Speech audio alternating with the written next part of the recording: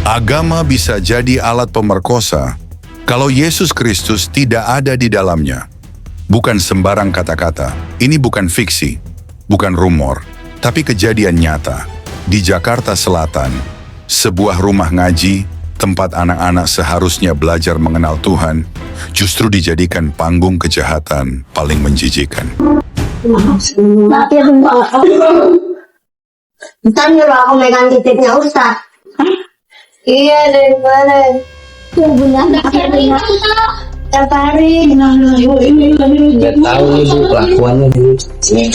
Jangan gitu ya, jangan gitu ya. Jangan gitu,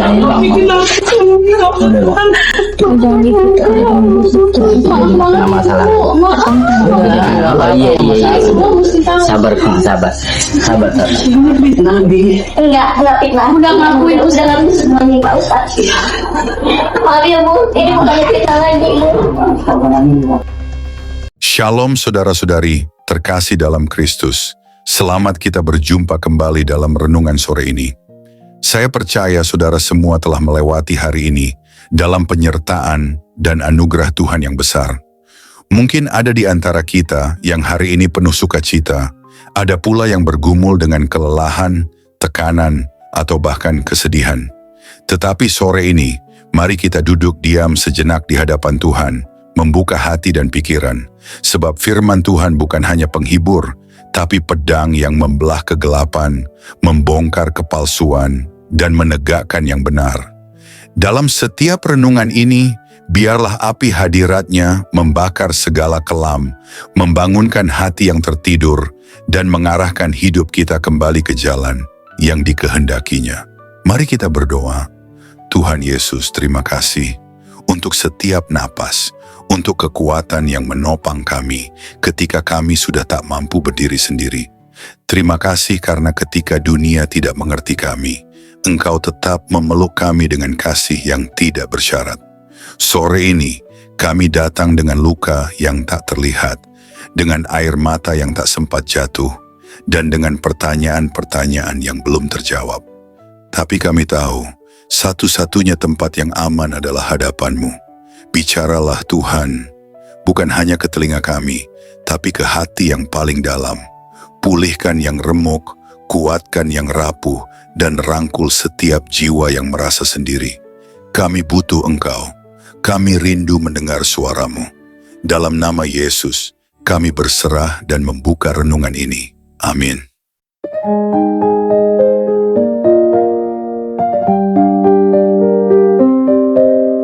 Apakah dunia ini sudah begitu gelap, sampai anak-anak pun tak lagi aman dalam rumah ibadah? Sebuah peristiwa memuakkan, menjijikkan, dan menghina kemanusiaan. Di sebuah rumah ngaji di Tebet, Jakarta Selatan, seorang ustadz guru agama memakai pelajaran bernama hadas untuk menjebak anak-anak kecil. Modusnya, ia menyuruh anak-anak itu memegang alat kelaminnya dengan dalih belajar tentang hadas. Bukan sekali, tapi hampir setiap hari. Bukan satu korban, tapi lebih dari 10 anak polos. Apa itu hadas? Dalam ajaran lain, hadas adalah pembahasan tentang keadaan suci dan tidak suci, sebuah konsep yang dianggap sakral. Tapi sayangnya, ajaran itu dibelokkan, dimanipulasi, dijadikan alat predator, dibungkus dalam bahasa ibadah, tapi isinya adalah kejahatan seksual. Anak-anak yang datang ingin belajar, malah dijebak untuk menyentuh bagian paling menjijikkan dari pelaku. Atas nama agama, atas nama ajaran suci, atas nama pelajaran ibadah, inilah pelajaran tanpa ada Yesus Kristus. Inilah wajah keyakinan tanpa Yesus Kristus. Inilah akibat dari ajaran yang tidak berakar pada firman Tuhan. Ketika nama Yesus tidak dikenal, maka kejahatan dibiarkan tumbuh subur di balik jubah agama. Ketika kasih Kristus dibuang, maka anak-anak menjadi korban dari ajaran yang kehilangan Roh Kudus dan nurani. Pelajaran hadas, tanpa Yesus itu hanyalah teori kosong. Tanpa Yesus itu hanya jadi alat manipulasi. Tanpa Yesus, bahkan yang dianggap suci bisa berubah jadi alat kejahatan. Lihatlah, yang seharusnya mengajarkan kesucian malah mengajarkan kekotoran. Yang seharusnya mendekatkan anak-anak kepada Allah malah menyeret mereka ke dalam trauma dan kehancuran seumur hidup. Saudara-saudari, Ketika Yesus tidak menjadi pusat hidup, maka ajaran menjadi panggung sandiwara. Ketika Roh Kudus tidak berdiam dalam hati, maka perbuatan biadab bisa disamarkan dengan baju ustadz atau tokoh agama. Inilah alasan dunia butuh Yesus. Bukan agama, tapi penebus. Bukan sekadar pelajaran, tapi kebenaran yang hidup. Ketika Injil dianggap dongeng, maka perbuatan bejat disamarkan dengan baju ustadz dan kekejian dianggap biasa. Firman Tuhan berkata dalam 2 Timotius 3:5, secara lahiriah mereka menjalankan ibadah mereka, tetapi pada hakikatnya mereka memungkiri kekuatannya. Jauhilah mereka itu. Beginilah jadinya ketika agama tidak mengenal juru selamat, ketika ibadah tidak mengenal kebenaran, ketika pengajaran tidak mengenal kasih yang sejati. Firman Tuhan berkata dalam Yohanes pasal 8 ayat 44, iblislah yang menjadi bapamu, ia adalah pembunuh manusia sejak semula, dan tidak hidup dalam kebenaran. Itulah roh yang bekerja di balik kejahatan ini, roh iblis yang menyamar sebagai ustadz. Saudara-saudari, jangan heran kalau dunia makin gelap, karena Yesus telah dikeluarkan dari keyakinan mereka. Yesus telah dibungkam dari rumah-rumah ibadah. Dan firman Tuhan tidak lagi jadi dasar kehidupan, digantikan oleh tradisi dan dogma tanpa roh. Saudara-saudari, kejadian di Tebet bukan sekadar skandal. Itu adalah peringatan dari surga. Sebuah tanda bahwa dunia ini makin jauh dari terang Kristus. Dan ketika terang dibuang, kegelapan pun mengambil alih. Hari ini kita menyaksikan sendiri. Ibadah bisa disalahgunakan. Ajaran bisa dimanipulasi, jubah agama bisa jadi selimut kejahatan. Tapi lebih dari itu, kita melihat satu hal yang lebih menakutkan. Yesus Kristus tidak hadir di tempat yang mengaku sebagai rumah ibadah. Sore ini, marilah kita merenung. Sudahkah kita sungguh mengenal Yesus, bukan sekadar agama? Sudahkah hati kita dipenuhi Roh Kudus, atau hanya ritual kosong? Sudahkah kebenaran Injil menjadi dasar hidup kita? Atau hanya dogma yang diajarkan turun-temurun tanpa kuasa? Karena tanpa Yesus, ajaran apapun tak akan sanggup mengubah hati.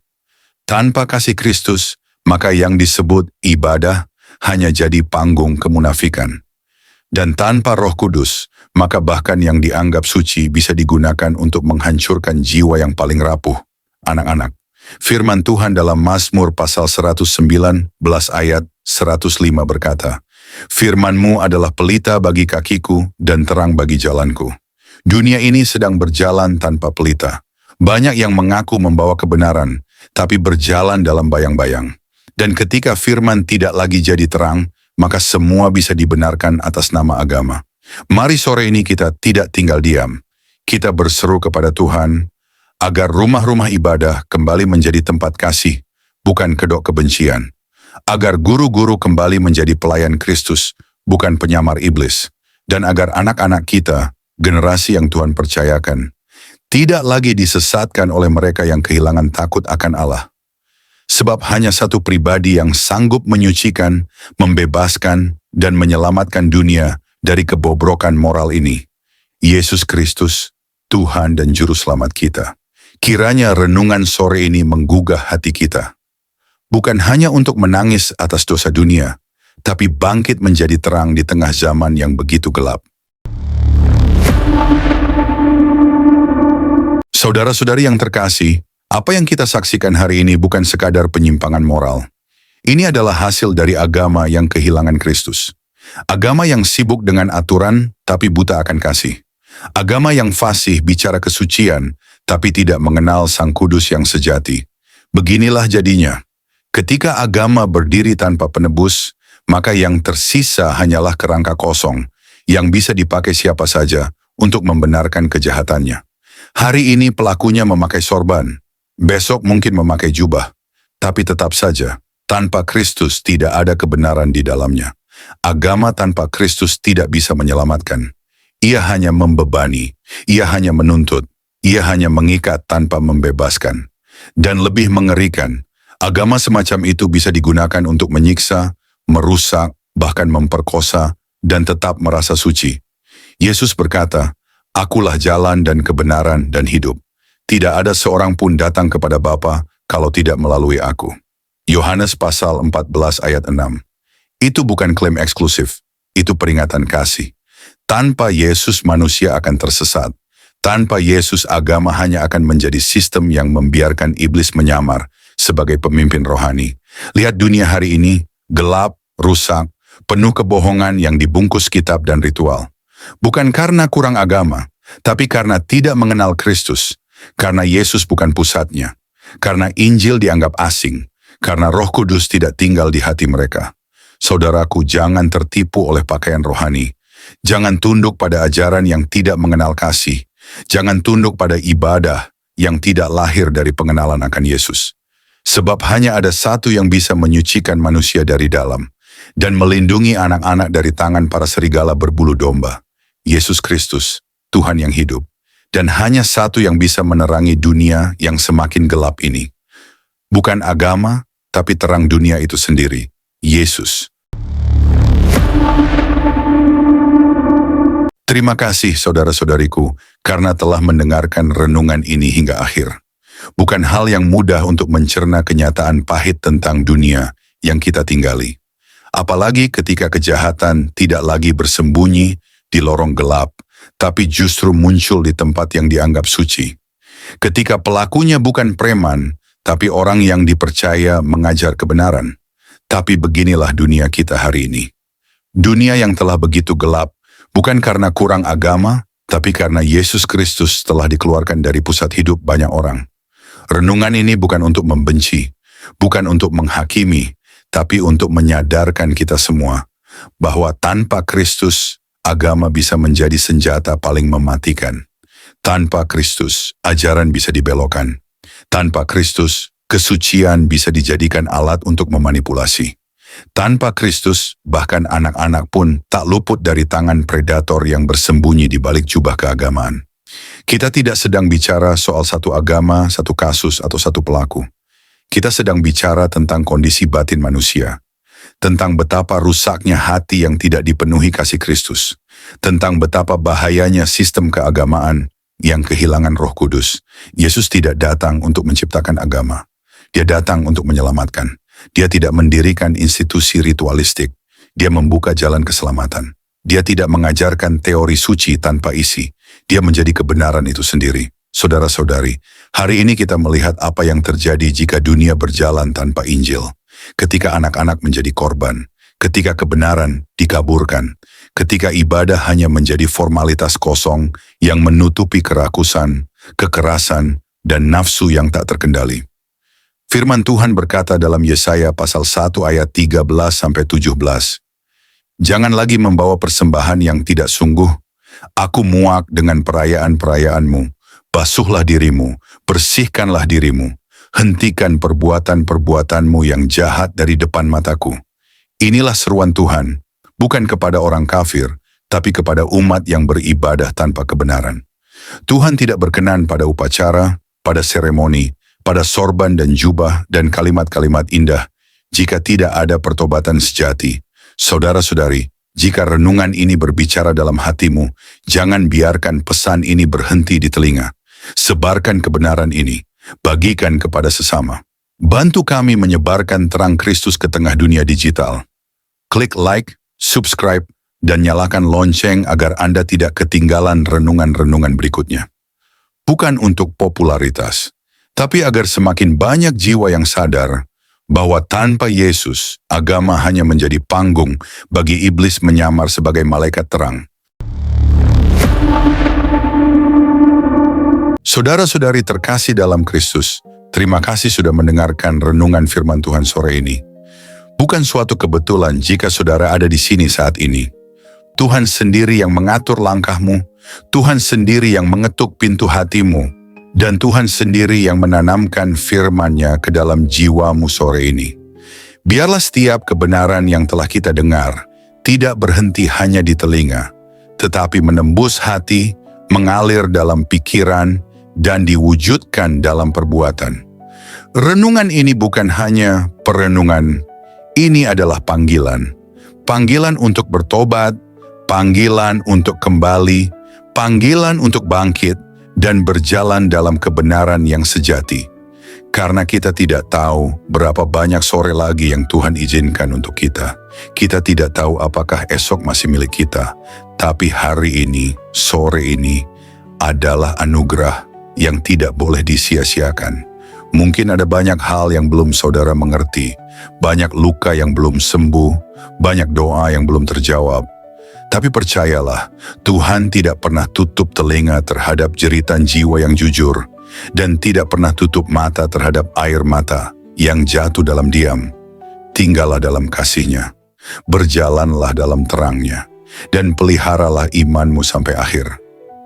Sore ini mungkin telah berakhir, tetapi firman yang telah tertanam dalam hati kita, biarlah itu terus tumbuh, menguatkan, menyucikan, dan membentuk kita menjadi serupa dengan Kristus.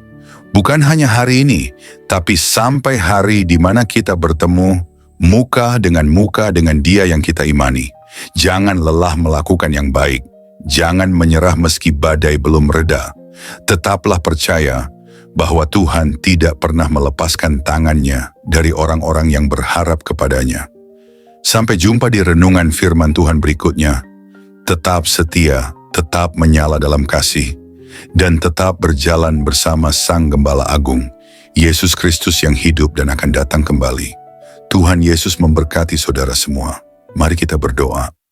Terima kasih Tuhan Yesus. Terima kasih untuk sore yang penuh anugerah ini. Untuk setiap napas yang masih Kau izinkan berhembus dalam tubuh kami.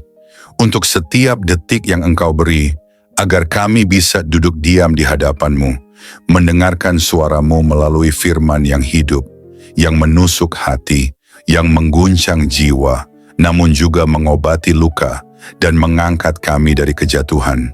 Tuhan Yesus, sore ini kami datang bukan hanya membawa telinga kami, tapi membawa seluruh keberadaan kami ke hadapan tahta kasih-Mu. Kami datang dengan hati yang kadang kotor, pikiran yang sering goyah, dan semangat yang mulai padam.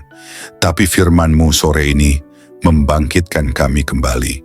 Engkau berbicara bukan hanya lewat huruf dan kata, tapi lewat roh yang menghidupkan. Kami tahu Tuhan, seringkali kami mengabaikan suara-Mu. Kami terlalu sibuk dengan dunia, terlalu sibuk mengejar yang fana, hingga lupa bahwa Engkaulah sumber kehidupan sejati. Namun hari ini kami diingatkan lagi, bahwa tak ada satu pun dalam dunia ini yang lebih berharga dari hadirat-Mu. Engkaulah mutiara yang mahal, harta terpendam yang layak kami tinggalkan segalanya demi mendapatkannya. Ajari kami untuk mencintai-Mu lebih dari segala yang kami miliki. Terima kasih karena firman-Mu menegur kami, bukan untuk menghancurkan, tetapi untuk membentuk. Karena Engkau tidak membiarkan kami larut dalam jalan yang salah, namun menuntun kami kembali ke jalan yang sempit, jalan salib, jalan pengorbanan, jalan kebenaran. Tuhan Yesus, sore ini kami mengangkat tangan dan hati kami kepadamu. Segala yang telah kami dengar, biarlah tidak hanya tinggal dalam pikiran. Tanamkan itu dalam hati kami yang paling dalam. Ubah kami mulai dari dalam, jadikan kami pelaku firman, bukan hanya pendengar setia. Berikan kami hati yang lembut, hati yang sanggup menerima koreksi, dan tidak lari dari cahaya-Mu saat dosa kami disingkapkan. Ajari kami mencintai kebenaran, meski kebenaran itu menyakitkan. Ajari kami berjalan dalam kasih, meski dunia membalas dengan kebencian. Tuhan, jadikan kami terang di tengah kegelapan, garam di tengah kebusukan dunia ini. Dan ketika nanti malam datang, dan kesunyian menggantikan keramaian, biarlah firman-Mu terus bergema dalam hati kami. Biarlah suara-Mu lebih nyaring dari hiruk-pikuk dunia. Dan ketika kami tidur malam nanti, biarlah kami tidur dalam pelukan kasih-Mu. Dengan hati yang sudah dipulihkan, jiwa yang sudah disegarkan, dan semangat yang kembali menyala untuk berjalan bersama-Mu besok pagi. Tuhan, kami tahu hari-hari ini tidak mudah. Kami hidup di zaman yang gelap, di zaman di mana kebenaran dikompromikan, iman diperjualbelikan, dan kasih menjadi dingin. Tapi kami mohon, jangan biarkan hati kami menjadi seperti dunia. Teguhkan kami, Tanamkan keberanian dalam jiwa kami. Berikan kami api dari surga yang tidak padam, untuk tetap setia sampai akhir. Kami tahu jalan sempit itu tidak mudah, tapi kami tahu Engkau menyertai setiap langkah yang kami ambil. Meskipun air mata kami jatuh, Engkau mengumpulkannya dalam kirbat-Mu. Meskipun kami berjalan dalam lembah kelam, Engkau tetap setia menggandeng tangan kami.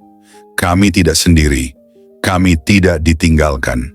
Berkati setiap orang yang mendengar renungan sore ini, dimanapun mereka berada, apapun pergumulan mereka, biarlah kasih-Mu menjamah dan menjawab mereka satu persatu. Angkat yang tertunduk, pulihkan yang remuk, dan kuatkan yang nyaris menyerah.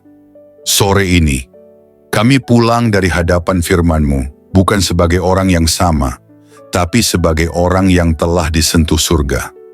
Kami pulang dengan damai, kami pulang dengan harapan baru, kami pulang dengan keyakinan bahwa Engkau tetap berdaulat di atas segala hal yang tidak kami mengerti. Dan jika malam ini adalah malam terakhir kami di dunia ini, biarlah kami ditemukan tetap setia, tetap percaya, dan tetap memandang wajah-Mu. Kami rindu saat Engkau datang kembali, Tuhan. Kami rindu melihat langit terbelah, malaikat meniup sangkakala, dan Engkau turun dengan kemuliaan. Jadikan kami mempelai yang siap. Jadikan kami gereja yang berjaga-jaga. Jadikan kami umat yang tidak tertidur. Kami tidak ingin Engkau datang tiba-tiba, dan kami masih bermain-main dengan dunia.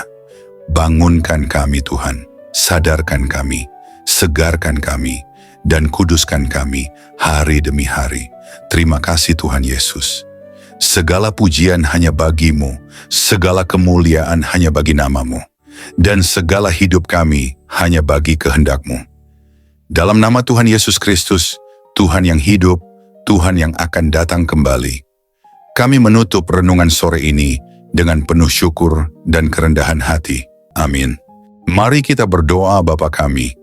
Bapa kami yang di sorga, dikuduskanlah nama-Mu. Datanglah kerajaan-Mu. Jadilah kehendak-Mu di bumi seperti di sorga. Berikanlah kami pada hari ini makanan kami yang secukupnya. Dan ampunilah kami akan kesalahan kami, seperti kami juga mengampuni orang yang bersalah kepada kami. Dan janganlah membawa kami ke dalam pencobaan, tetapi lepaskanlah kami daripada yang jahat. Karena Engkaulah yang mempunyai kerajaan dan kuasa dan kemuliaan sampai selama-lamanya. Amin.